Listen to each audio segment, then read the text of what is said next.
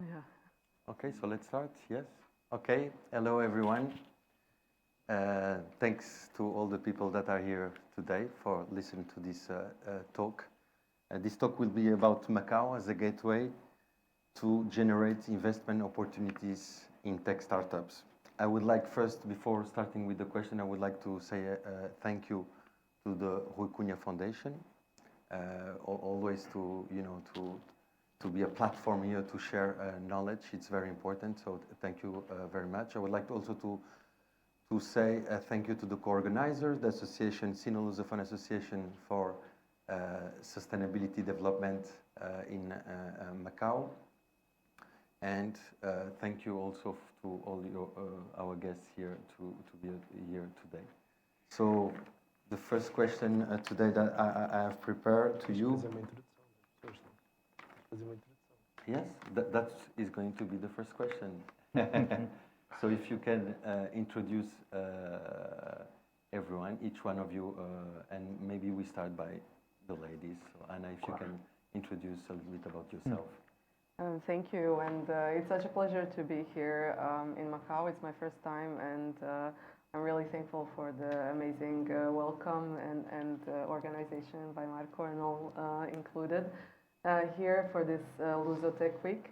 My name is Ana Barjasic, so I am also connected with Portugal because I have the citizenship and also my company is Portuguese. I spent some time there. Apart from that, I have a number of roles in the European entrepreneurship, innovation, and tech ecosystem. So, for instance, I founded a company that's an early stage investment firm and also a capacity building firm that works pan-European and internationally, frankly. I'm also a board member of the European Innovation Council, which is the largest deep tech fund in Europe, which invests in deep tech with capacity of 10 billion euros. That's available for the member states and associated countries. I'm on the board of the Europe ESNA, the Startup Nations Alliance, and several other organizations. And thanks for having me. Thank you, Anna, for being here in Macau. Rui? Okay, can we be? Hello, good afternoon. It's a pleasure to be here. I'm first time in Macau, but as I said before, I'm feeling at home. So it's a pleasure to be here and to know how the ecosystem is running and to know the key persons here. It's a pleasure. My background is for more than 30 years leading with the entrepreneurial ecosystem in Portugal. I passed through public institutions as well, from the supporters such as IAPMEI, the former ICEP as well, in the investment arm. And more recently, I was also in the public VC, Portugal Ventures, for 6 years, which is the largest VC in Portugal, responsible for one portfolio larger than 150 companies. Besides that, I passed through the universities as well. ISCTE, it's my home university. I launched there with José Paulo Esperança, he's a professor as well in José Alves School. The Audax, which was and is one of the first incubators connected to the school, business school in Portugal in 2005.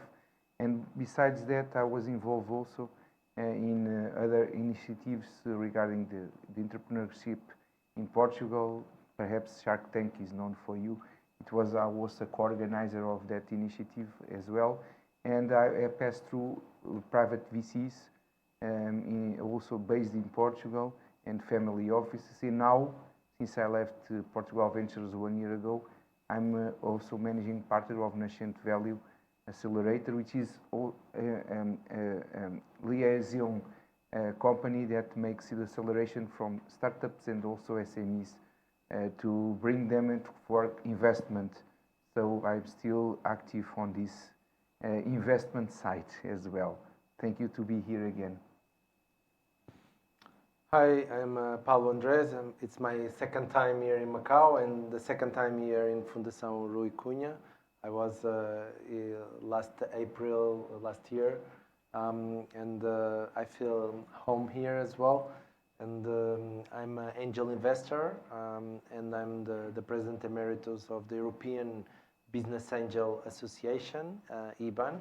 I have a portfolio of more than 15 companies where I invest, and I was one of the co-founders of Novabase, who is the largest IT company in Portugal with more than 2,500 people, and we did the IPO in the Euronext in the year 2000. So it's a pleasure to be here, and thank you for the invitation. Thank you, thank you. Let's start. So for the first round of questions, Paulo, we had at the beginning of this week an event regarding the Business Angels Network. And I would like to ask you, how do you see the Business Angel Network here in Macau? And do you think it can be successful? I think the initiative to start this Business Angel Network here in Macau, I think it's absolutely great, because you have a lot of businessmen that not just because they have a lot of money, but they also have a lot of connections and they have a lot of knowledge. And it's a pity that they cannot transmit and benefit from those knowledge transfer and networking transfer, that they cannot benefit from that.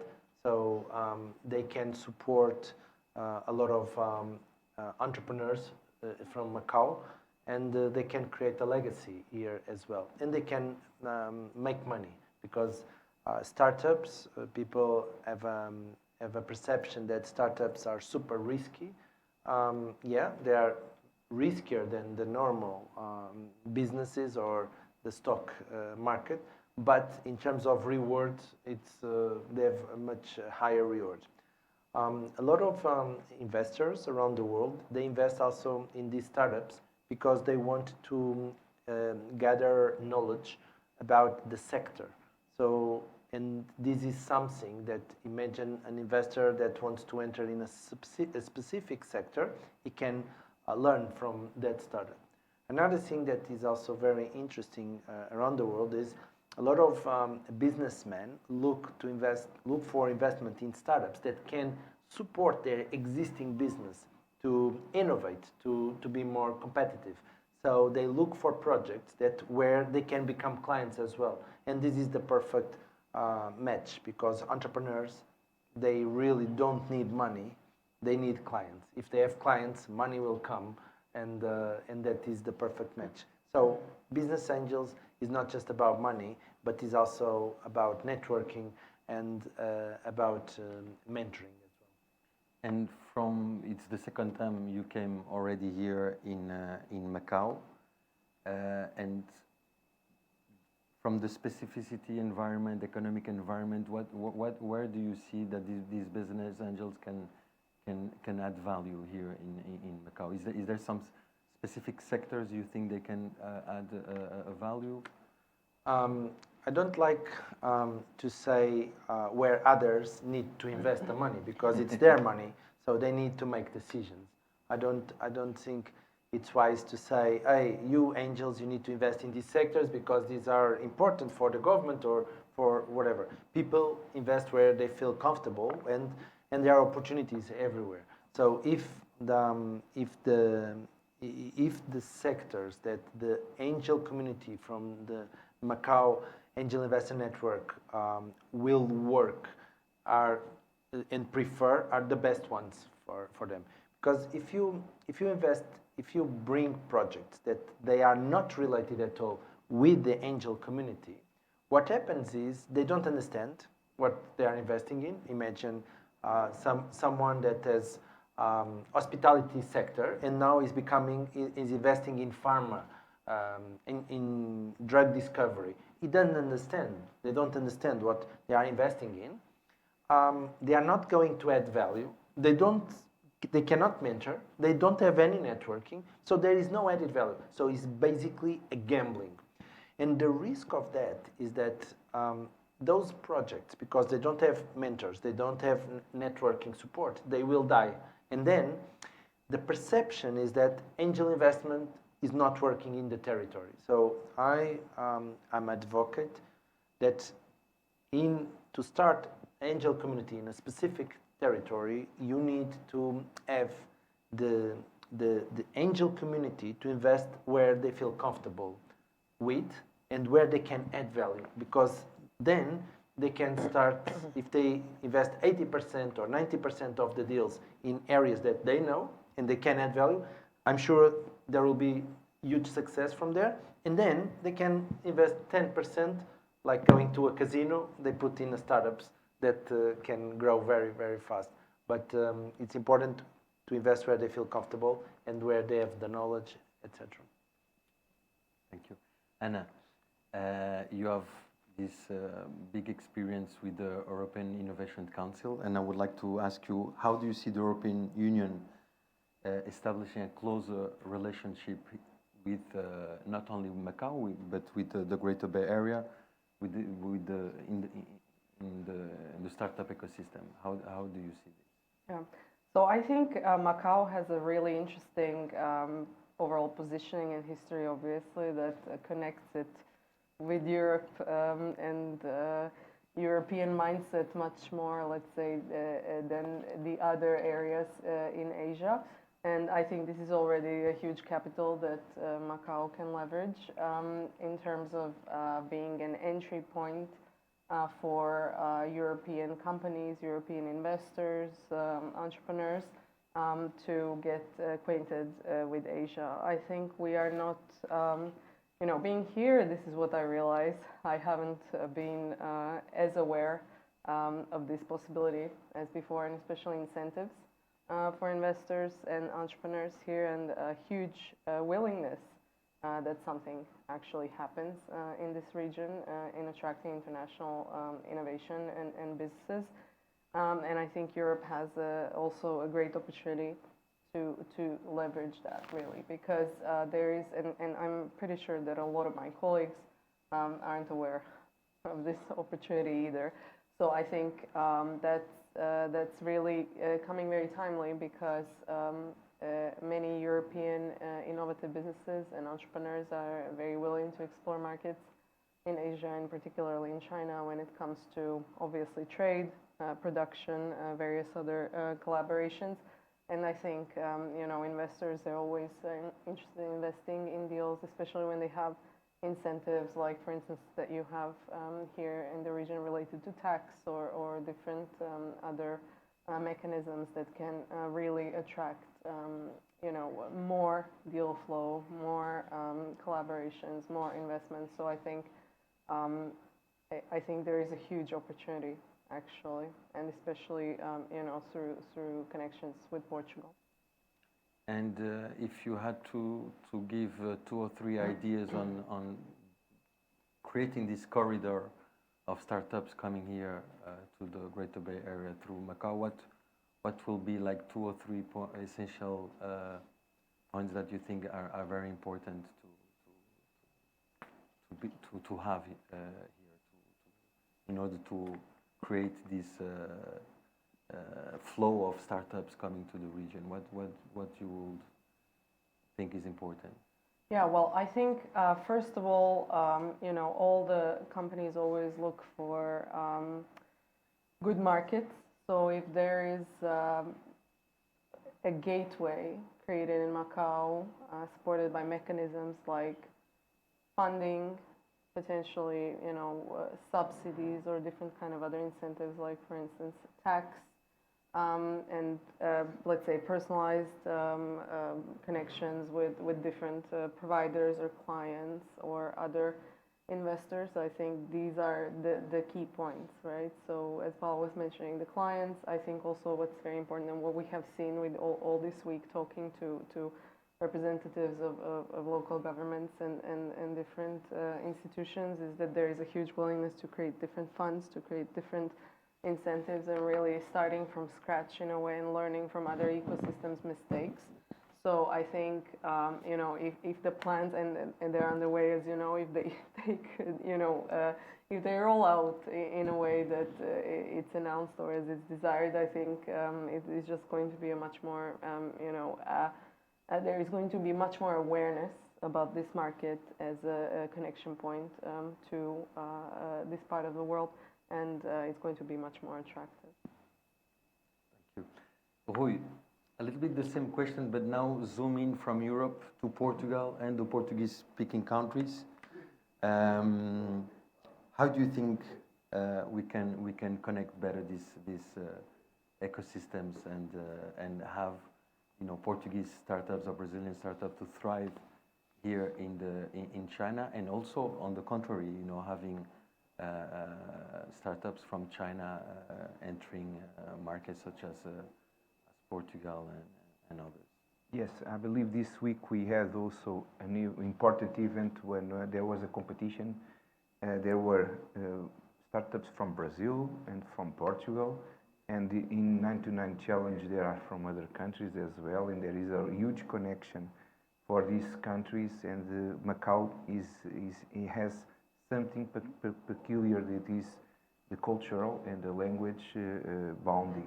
So it means that by nature it's a place where the startups can be here and from those countries, because there are always that feeling that I was sharing with you, being home, almost home with that language. So it means the language is absolutely important, and also the fact that Macau has a special zone that it is, has a connection to the mainland of China, very special. Today we had this very present because we see that the other side sees Macau as that gateway as well. So it means that the Chinese companies that can use Macau to go to those countries, and also those countries can send startups here to be kind of test bed or a experimentation site to get clients, as Paul was saying, in a first site to test their products and their services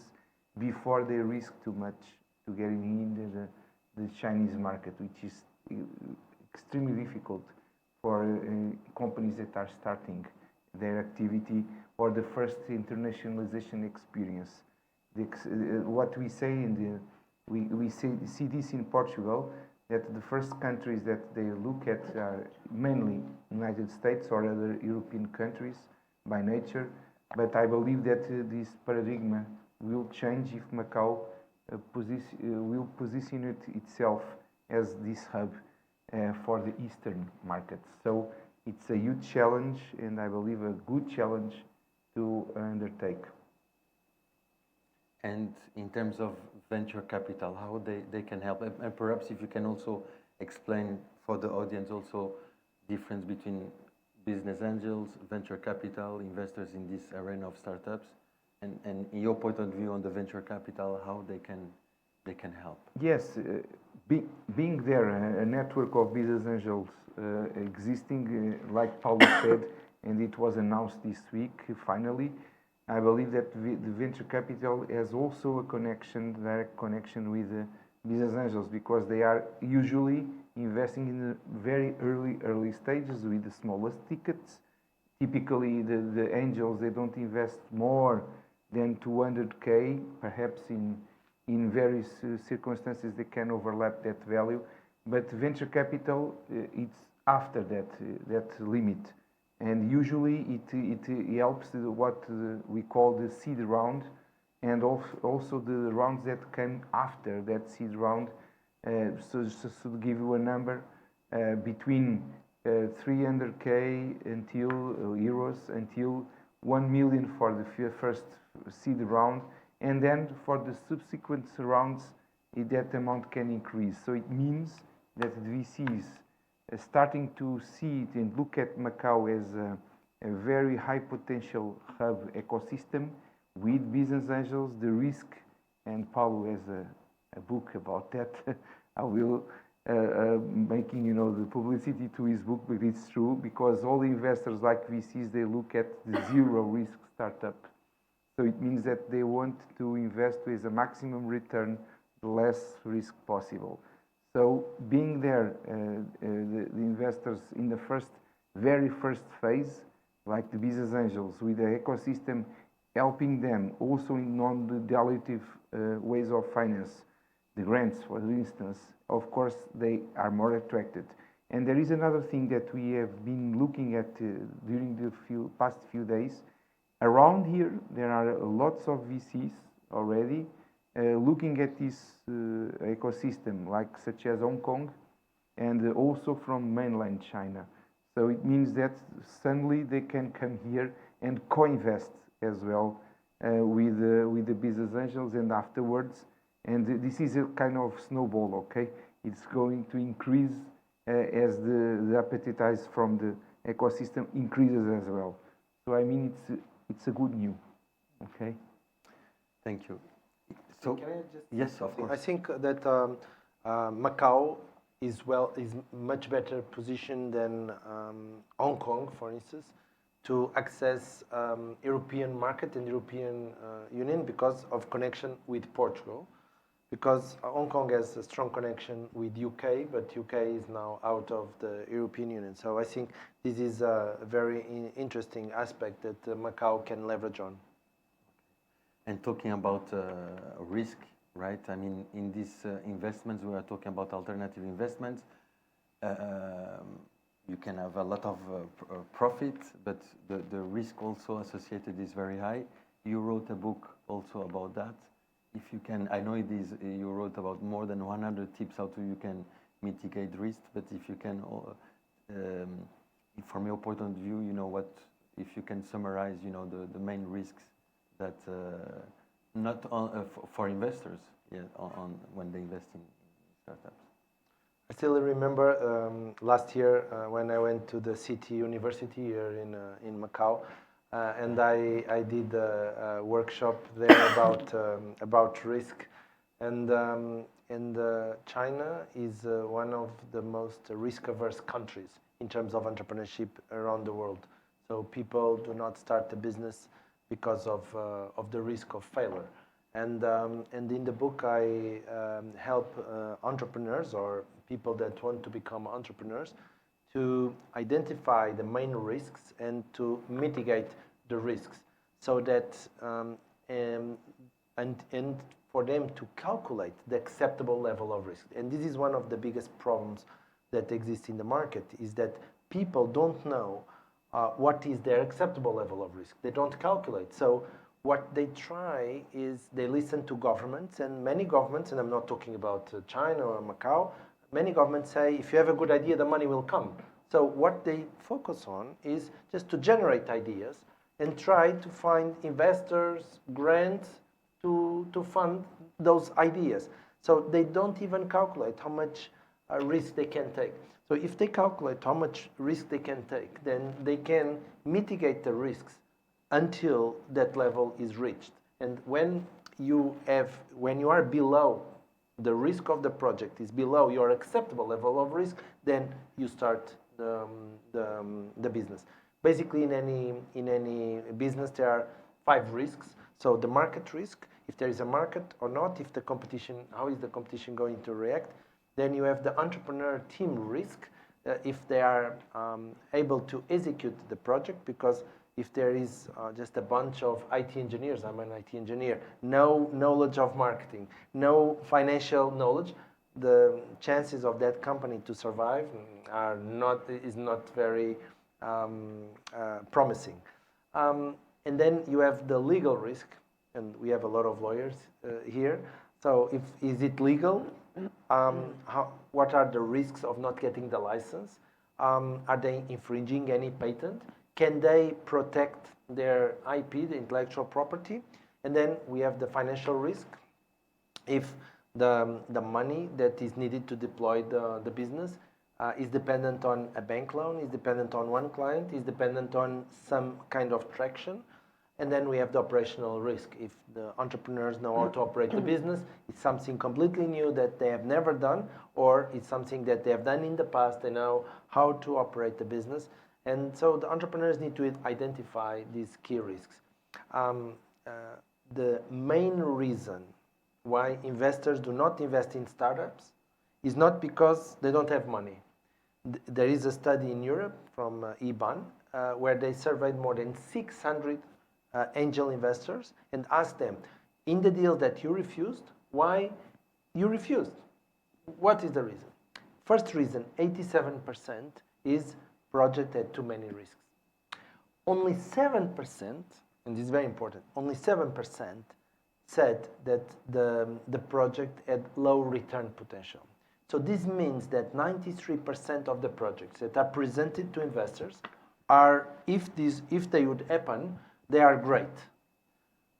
But the problem is the perception of risk. And another thing is important to understand is many entrepreneurs, they come from very good universities like City University. Yeah? So they learn a lot of technology. And when they pitch to investors that they come from traditional sectors, they cannot talk the same language because the investor doesn't understand.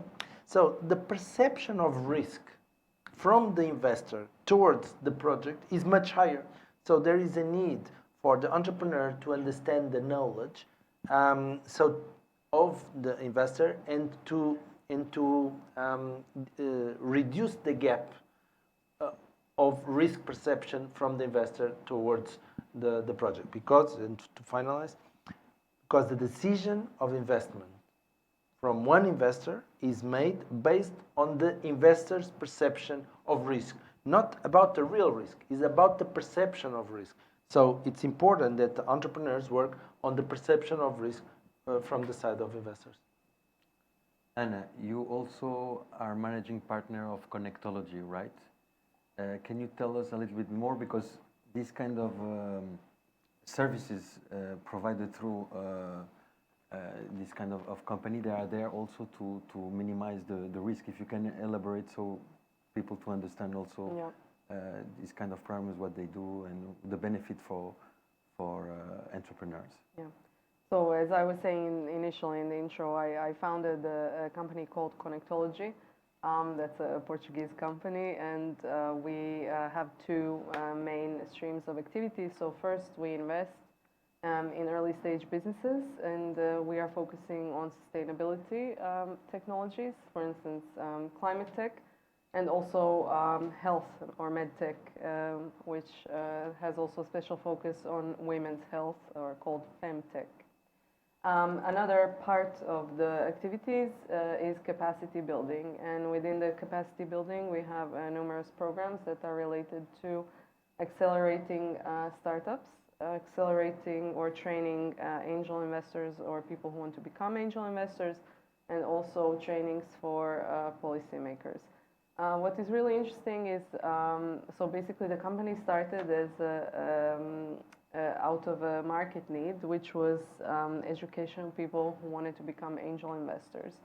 And firstly, we were focusing only on these activities, and also training public entities on entrepreneurship, innovation, because all of a sudden it's a political agenda in Europe that we have to support research, commercialize innovations, and boost entrepreneurship. But then when you have someone in a second-tier municipality actually dealing with those entrepreneurs and their needs, it's a completely different story. But at the time when I started the company, when you Googled or try to find resources around business angels or entrepreneurship or startups, you couldn't find barely anything. And nowadays, even with so many resources and so many different different materials and knowledge and evolution of the ecosystem in the meantime and the markets, we still find that the most sought after service that we have is actually training of entrepreneurs and training of startups, which I find really remarkable that after all these years and so many different things that have come up in the meantime, we still have our investment readiness accelerator and investment readiness training for entrepreneurs, something that's most popular.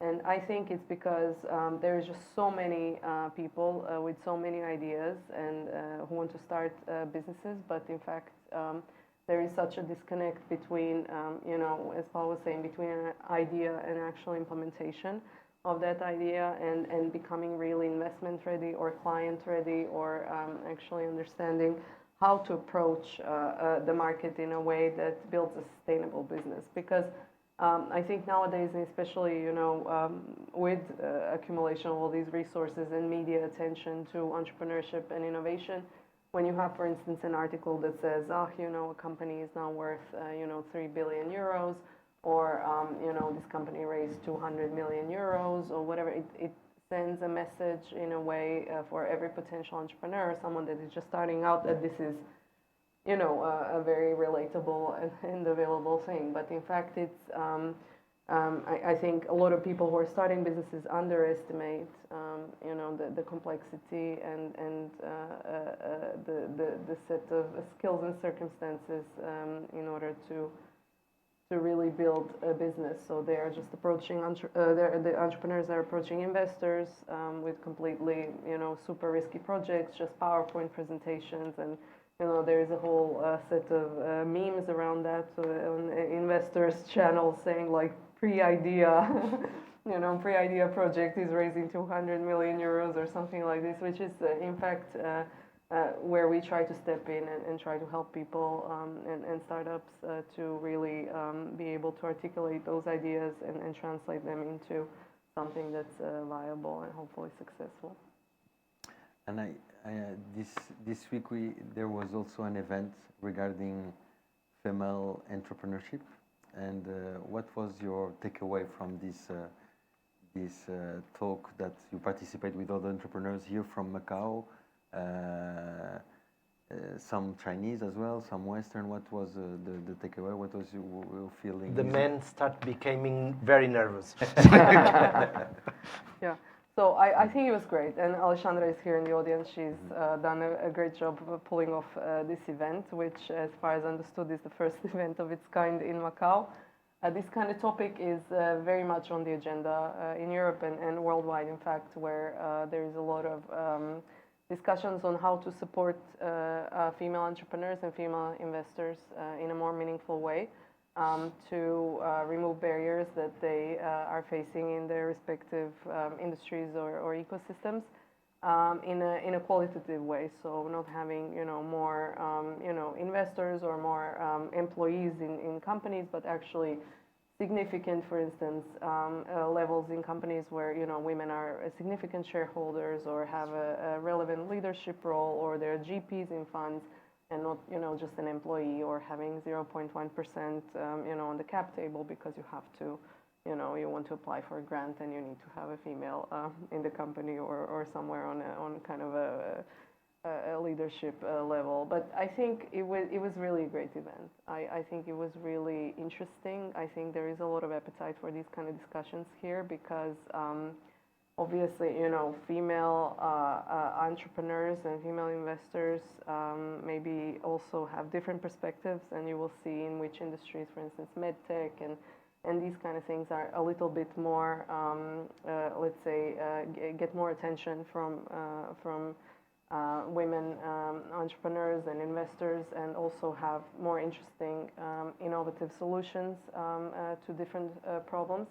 So I think I was really very positively surprised with the discussion, and we had some also diversity of opinions, which was also really cool to see. But I definitely would encourage these kind of things to happen more often. And actually, we came here, this delegation came here, also with my great business partners, to actually work on initiatives of business angels in Macau.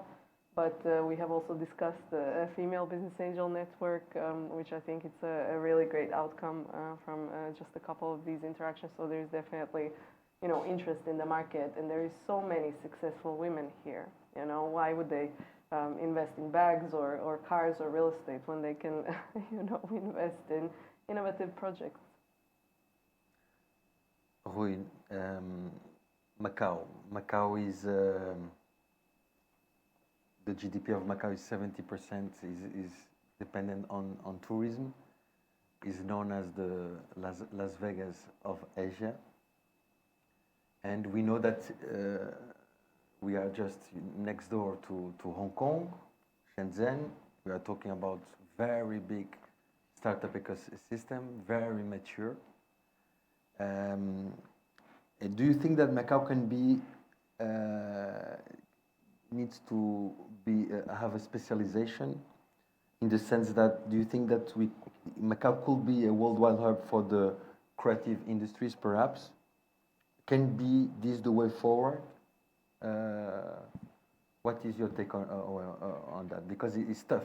The competition is tough. It is, and you touched the crucial sector and vertical of Macau is well known in the worldwide by the casinos and entertainment segment. So I believe imagine that we are investing in a company. We are looking at the value proposition of each company. So each investor, business angel, VC. So what is the value proposition of Macau? It's the first thing that comes into a mind of a foreigner. It's the entertainment and the connection, strong connection to the gambling business. So it means that Macau is in the first row of every place in the world to be a kind of test bed, in my opinion. And we have discussed this along the week as well with a panel with other players here. For startups for all over the world to come here and test their solutions, technological solutions, even though the most basic solutions that they provide here in Macau, because it's a very interesting ecosystem regarding not only the casinos, but the accommodation, the traveling, the customer experience, the tourism. So I believe that vertical should be always present, just to distinguish, as you said in very well, from the other things that are happening around. The second thing is that obviously the government of Macau is setting up priorities in terms of development, and there is a strong connection with other specialties with China mainland. So it's well known, and we heard about it also in the Tuesday conference, that there are at least 4 verticals they are putting their efforts to promote Macau as well. Since from the digital point of view, every kind of business related with digital, which is a very transversal vertical, and it touches every kind of other industries. We are talking about the ship design, which is it was a surprise for us to see that there is a specialization in ship design, which is very curious. Another one, it is related with the vertical connected to the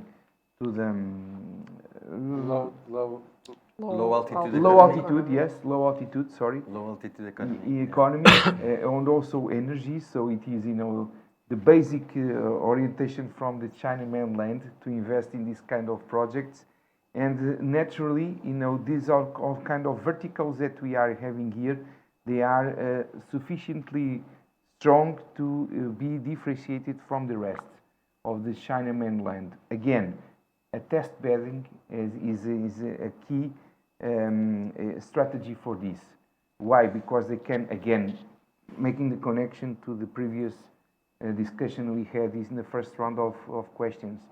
Macau is small, okay, but it has the right conditions, even though in those specific verticals that you are talking about, to have a word to say in terms of testing again, okay? So I believe all together we can may put Macau, in the word of mouth in terms of the world regarding the differentiation of the ecosystems. You're talking about test beds. This morning you went to Hengqin. I think it was your first time in Hengqin. You had several meetings there. Presentation about the policies, what is the mission, the strategy, future strategy of Hengqin. Where you see there the potential for Western startups, European or Portuguese-speaking countries, what do you think should be also done there to to have successful companies going there and implement there from. I think in any business idea or any startup, the one thing is the idea is what is in paper, but the value, the best idea in the planet, a startup with the best idea in the planet, without any execution, is worth zero. So it's about execution. So the governments, and I'm not talking about any government specifically here, around the world, they have a lot of very good plans, but some execute it very well and they create success. Others, they don't execute it well. And another thing I feel is that in this case, they are starting basically from, let's say, a white paper, because you can build it from scratch. So they can learn from all the mistakes that were done by other places and other governments, and they can focus on things that can make that can have success. One thing that is very important is and to attract companies around the world is the companies. Why companies can come to Enchin? First, to sell to Chinese market, to mainland market. So how is Enchin going to help in reality, not in paper, in reality, these companies to sell to mainland? Second, they can come to acquire suppliers for their supply chain. And how is Enchin going to support those companies to find suppliers in mainland? In terms of the strategic sectors that were defined by the Macau government as well, I think there is a huge potential, but sometimes I feel that companies and governments have unfair advantage in some sectors, and they are trying to say, no, but we want to diversify to other sectors, which is great, but they can leverage the existing one and do some diversification using the unfair advantage that they have today. So Macau has unfair advantage, which is entertainment. Entertainment will be here in the world forever. So gambling may be affected by other places, but entertainment is here. So Macau can leverage hugely the entertainment, become super innovative, even more innovative in entertainment, and support a lot of startups. And regarding test-bed sandbox, for those who don't know, if you can, these are also very innovative policies. Yeah. One way to attract startups and to establish them is to have test beds, which means that startups can test their technology, show to clients that these technologies work, fix problems in the technology. This is super important for the startups, because many clients will not want to buy from a startup if the technology is not tested. So, look, I have this technology, I have never tested, do you want to buy to put in your company? Of course not, no, I don't want. But if they say, look, we have tested this technology in this test bed, we have here the results, you can come and see the technology working, then the potential client feels much more confident. So a test bed is very important. Another thing that is also important is the sandboxes. Which are sandboxes? Is areas where regulation is very light, so the regulator doesn't exercise a lot of problems, and allows the technology to be implemented in a certain geography. And you see sandboxes and test beds also in China for self-driving cars, drones. So, but it's very important to find a specific area for Enchin that in Macau that can attract entrepreneurs to test their technologies. Right. Rui, what is the balance of this week in since it was your first time to Macau? What is the balance of all the visits you see? My bag traveling back is full. as I can say. It's full of things because I heard besides the very very complete program that we were here, and it's the first thing that the ecosystem is complete, okay, and this is perhaps, and when Paul came 1 year ago, you are facing a difference already. Yep. And yesterday we were asked, how do you see Macau within 10 years, okay? I don't see 10 years. Perhaps next year the things are completely different, and I believe that there is a huge expectation to see how you are going to be here next year, because the ecosystem has already business angels, has already the full support of the government, has already the tax system and all the part that is attractive to bring the companies here. The universities. Universities, yes, I would say immediately.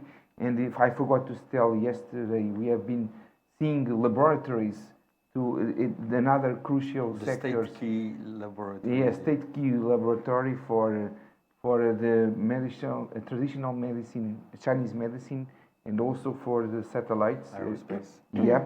So there are two extra more verticals that are strategic for the territory.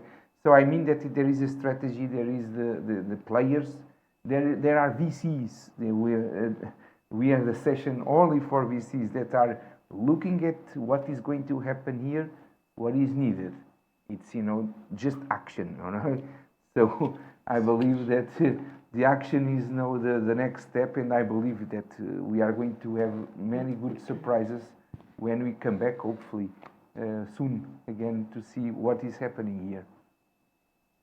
Anna, and your takeaway of this week? Well, I have to say I was really impressed with everything that I saw and all the people that I talked to, and it's really for different reasons, even though even though maybe some things weren't as I expected them to be, although it was really great. I think there is political will to make things happen. You have different kinds of stakeholders here and in other locations where we went. And I think there is a high level of sophisticated technologies. And I think the idea is really to, right now, focus on appropriate implementation. Because what I have seen from my own experience is that even if you have the political will, even if you have the people in the ecosystem that are creating this momentum that's right now happening in this region, sometimes things don't happen because the ideas aren't translated into appropriate action for that particular ecosystem. So, sorry, this aircon killed me here in Macau. Yeah. So I really think the point is to have as much as possible careful implementation and really objectives that are realistic for the time frame that Macau wants to achieve. I think this is really key. May I make a bet? We are in a casino where I bet that the women will be the first ones to have a success case here. It's a public bet, okay? So let's see if I win this. You are a gentleman. Yeah. Paulo, the government will put some ads looking for real men because women are taking control of the country. Paulo, you are the only one, because Ruiz was the first time, yeah, and yeah. also so 1 year, exactly 1 year now. Your takeaway about? I mean, I was super impressed this time. I was not expecting to see so many VCs from mainland China, from Shanghai, from Beijing, from Hong Kong, coming here to Macau. So, and all of them said, we feel something is going to happen in Macau, and we want to be part of that. But I think the expectations are very high. The pressure is very high. The government is creating a dream, and now it's about the execution of that dream. So it's on the government side to promote and make this work, because all the conditions are here for this ecosystem to boom. And if from last year to this year I saw so much progress, I cannot imagine what will be next year progress. You want to come back next year? Yeah. But I agree with the bet of Rui. I think women will show men how to make deals, how to make business, and then the men will beg women to be part of their network.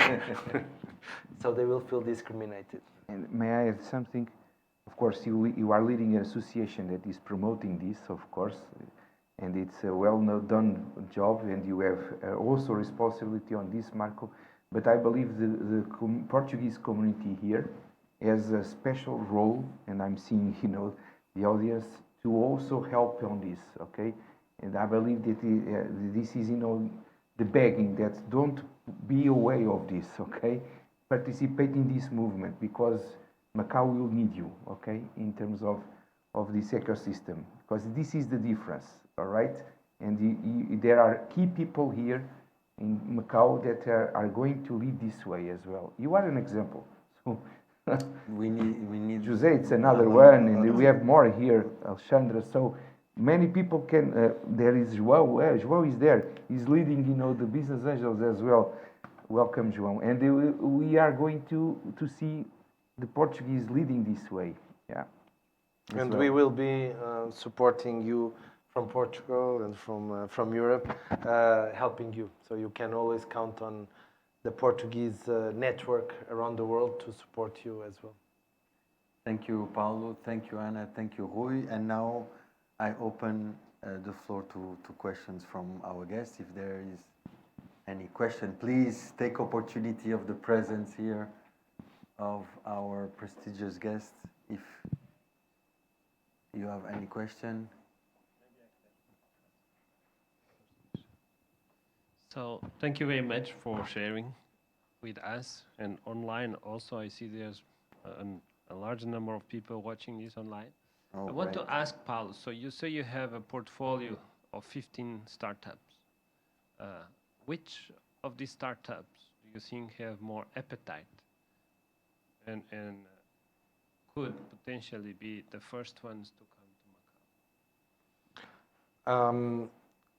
I would say that almost all of them can come to Macau if they find market here, or if they find a supply chain. So, for instance, one of my portfolio companies is a resin company from Portugal called United Resins, and I was talking with the CEO of the company and my partner there, and I said, I'm here in Macau, and say, look, if you know some supplier of gum rose, we can buy everything from China. So just to find the supplier. This is just one example, and this is millions and millions of dollars per year that we buy of this product.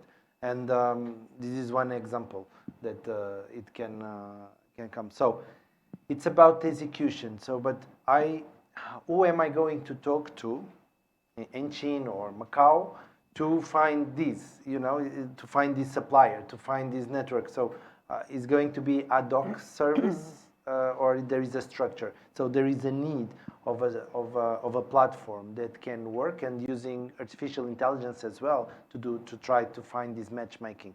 So there is a lot of potential.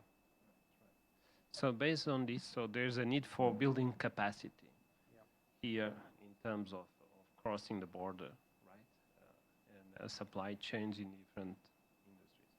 I would like to ask Anna, since you work in capacity building, do you think entrepreneurship can be taught or can be learned, or is something more intrinsic to the entrepreneur, to specific type of persons? And what would you recommend universities or policymakers about building this capacity? I think this is an excellent question, and I have spent a lot of time. I have a background as a social scientist as well, to try to find what's the recipe of a perfect entrepreneur. obviously it's inconclusive what the features are. My personal opinion, based on what I've seen, and I've seen hundreds of entrepreneurs and pitches all over the world, I think there are people that are naturally extremely entrepreneurial, that are super active, that are, problem solving, they're always on the go, adrenaline, and I think that's one kind of entrepreneur. And I've seen people who are able to learn it to a certain extent. So people who are able to either driven by a necessity to become an entrepreneur, or because because they were so excited about the innovation that they were able to find, they were focused on bringing this innovation to the market. What I will tell you that in my portfolio, some of the most successful entrepreneurs or some of the most successful startups are absolutely crazy people. So this is what I have seen, that, people who are, they're breaking boundaries, don't accept no, and they come up with these crazy ideas, and you're like, okay.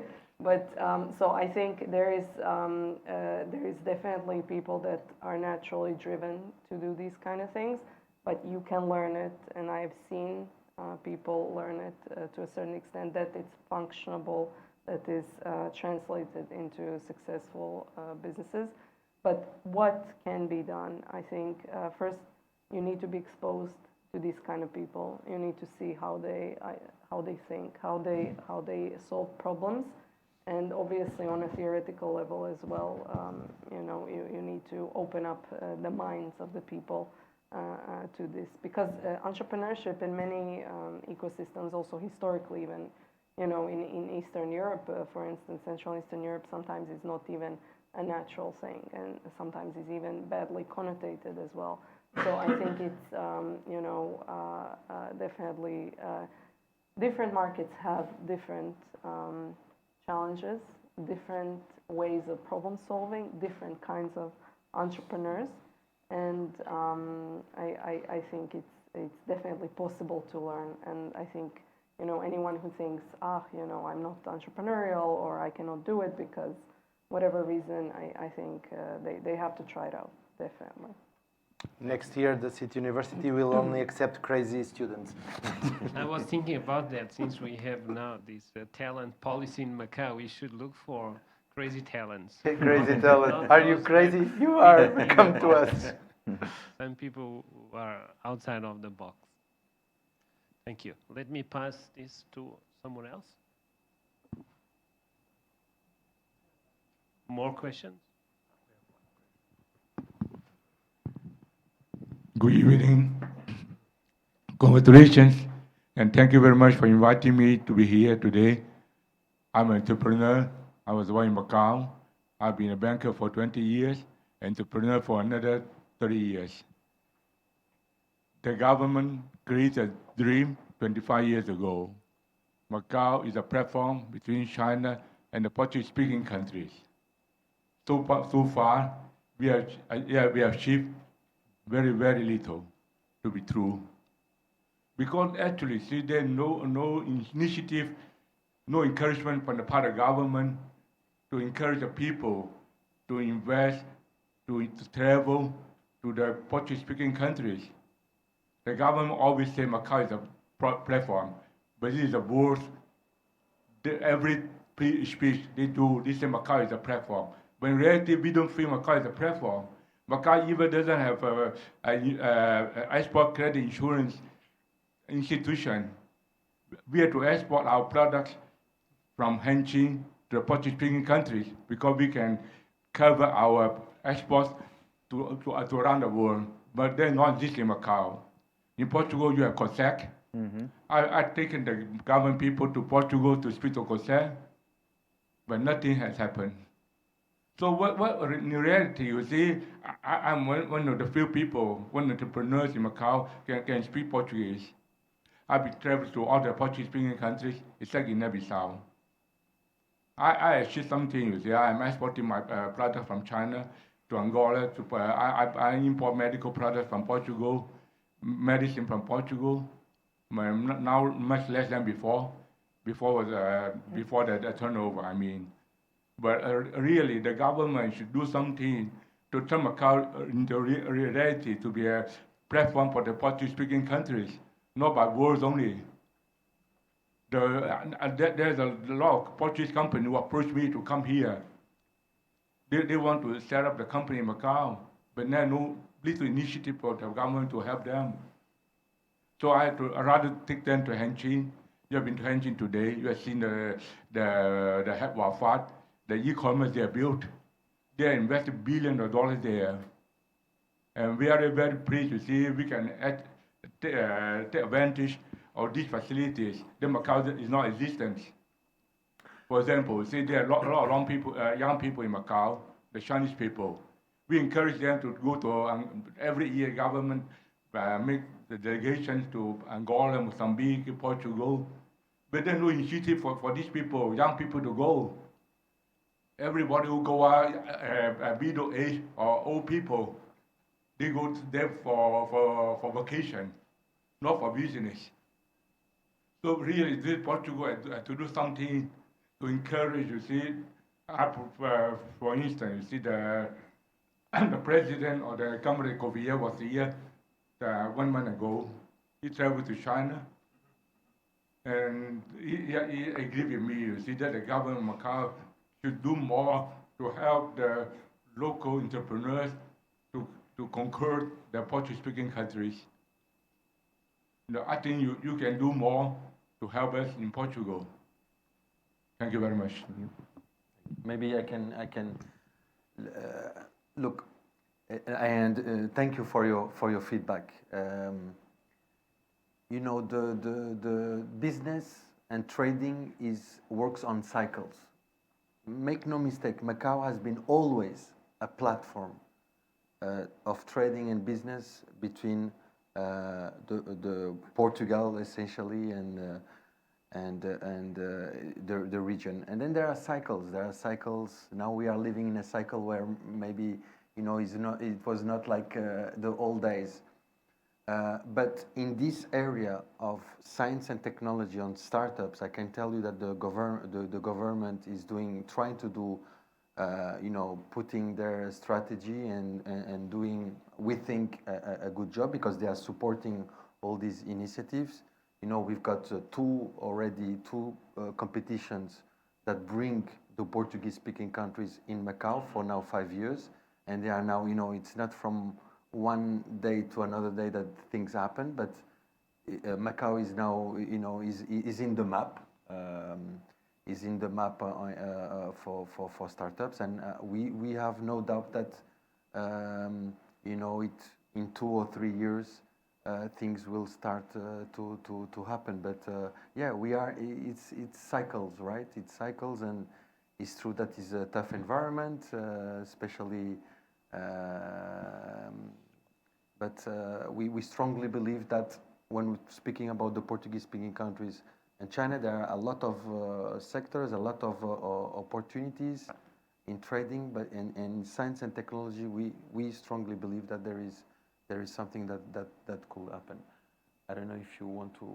Yes, I would like to add something because, as a first-time comer here, we heard this week and we saw that there was something that happened in the last year with the visit of the president of China to the territory that triggered and motivated the government to have a new support here. So that's the perception that we had.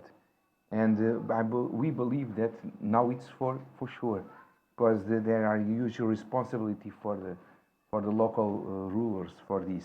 So, in the point of view, there is a turning point, So it's my feeling, okay? I don't know if my colleagues agree on this, yeah, but I think that I fully understand what you're saying, because I think the potential is much higher than what it really exists, because how many companies from Portugal are here in Macau? How many could be here? So I think I agree with you, it's a bit a loss of an opportunity, but I would not blame just Macau government. I think Portuguese government we could also blame the Portuguese government by not supporting this situation, because Portugal is very much focused on European Union, and that is one of the problems.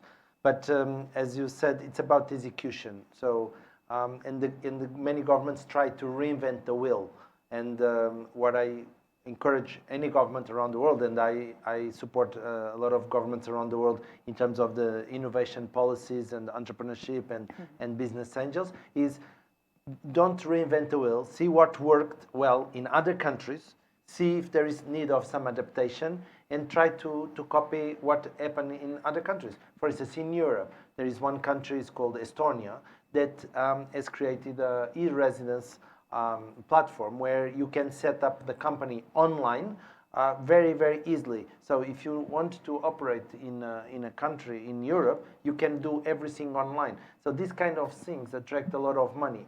Estonia, which is just 2 million people, very small territory in Europe, has become #1 in many areas of investment due to the execution of policies of the government. So it's about execution, but I tend to agree with you. There is a lot of potential still to be matched.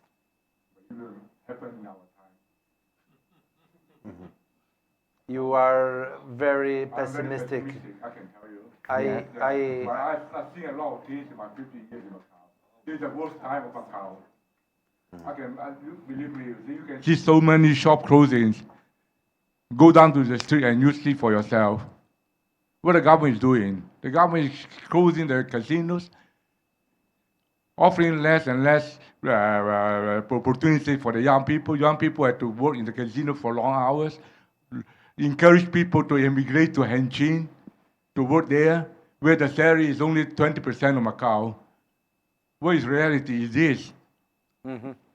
How can you encourage the young people in Macau? Macau doesn't have much talent already. You encourage the talent to go to work in Hengqin. Who wants to go there? You can learn maybe 10,000 in Macau. You can learn 2,000 renminbi there.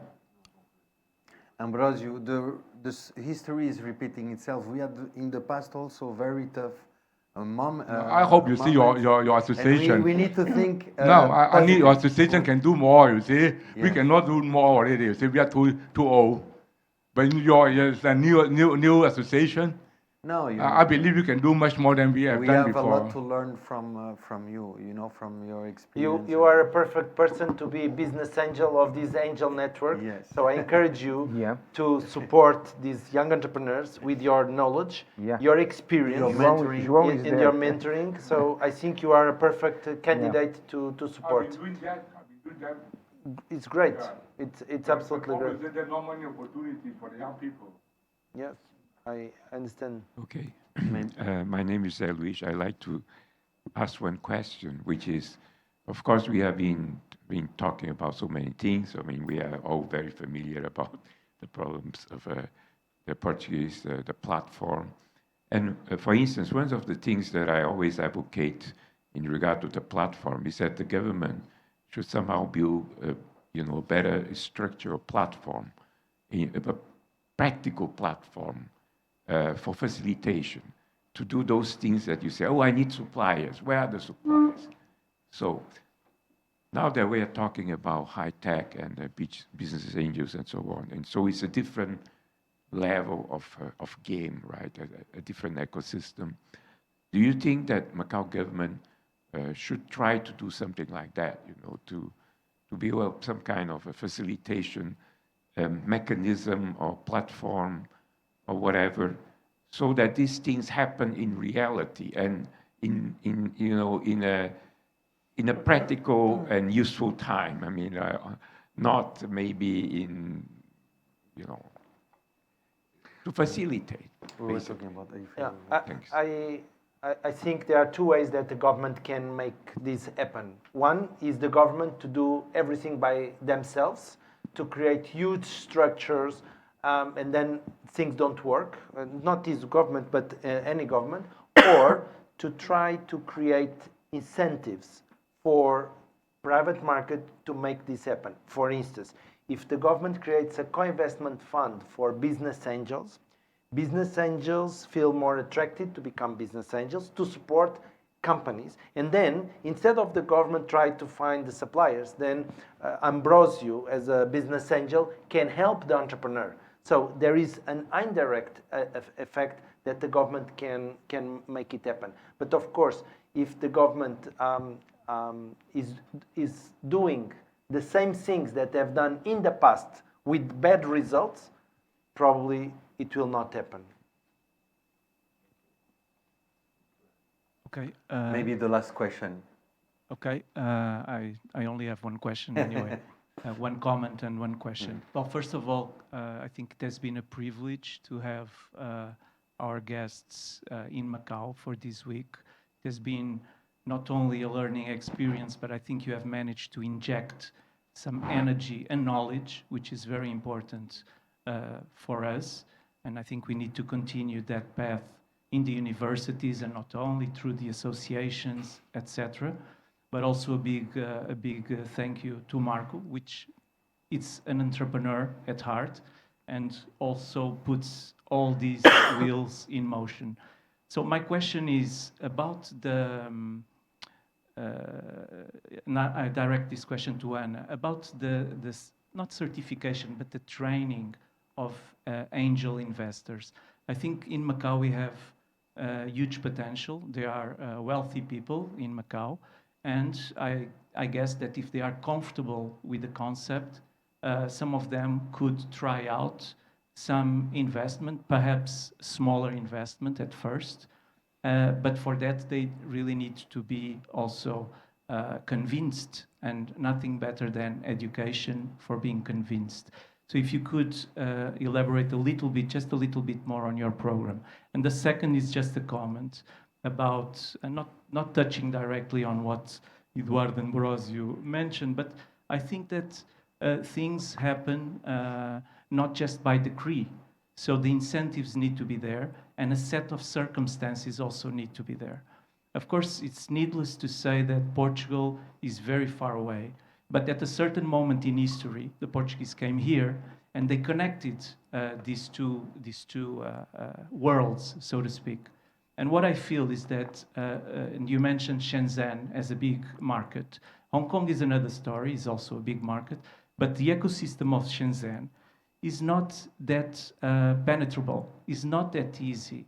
And the Chinese, they have their own country, which is huge. And I remember Paulo mentioning, I think in the very first day, that I think you mentioned this, but the US is a huge market. China is also a huge market. The Chinese startups, they have a huge market to start with. So they don't need, and this is also part of the Chinese culture, they don't need to immediately go out of China. But at the same time, they are open and they are eager. So I think Macau can be an enabler, a connector, and an accelerator. And we have a big advantage that Portugal has a very mature ecosystem. So we can learn from Portugal. So that's also my challenge for all of us, not just the Portuguese, to use to our advantage in Macau what we already learned in Portugal and bring that knowledge and connect with China. Not just in Macau, we need to go to Guangzhou, we need to go to Shenzhen, we need to bring them here, and we need to go there. We cannot just stay in Macau, but ultimately that will be beneficial to Macau. Thank you. Thank you, João, for your comments, and maybe the question, if you can. Yeah, maybe I can briefly address, but we can also discuss later. Yes. So I think it's really critical to train angel investors and people who would like to become angel investors, precisely, as you mentioned. First, because I think one thing is really key to understand, that most of the businesses will fail that people are going to invest in, and then hopefully that 1 or 2 or 3 projects are going to do very, very well. So that's one thing. So what we would usually do in these trainings is obviously to explain the whole process of what is a business angel, what kind of opportunities there are or possibilities to invest as an angel investor, and what is there already in the ecosystem. Is it as an individual investor? Is it as a syndicate? Is it maybe like also going towards an early stage VC and some kind of syndication in that direction, and then also obviously the whole legal structure of and legal implications of investment, but ultimately what is really key also to learn how to evaluate projects, because all the projects sound really good, right? And entrepreneurs, they come with all these, you know, great projects, or great ideas, or what seem as great ideas. So I think that's one, for me at least, one key component that you can only learn with experience as well. We can only give guidance to a certain extent, and then obviously ultimately connect with deal flow and projects to invest in. So curated projects in certain industries, and expose and guide the people in the program on the steps, actually, you know, learning by doing. So that's. Maybe we already reached the time limit. We need to. I will want to say thank you again, Fundação Rui Cunha, for receiving us. I hope it was you had some insights and you enjoy, and looking forward for your next visit next year to see how the ecosystem has developed. Thank you so much. Thank you. Thank you.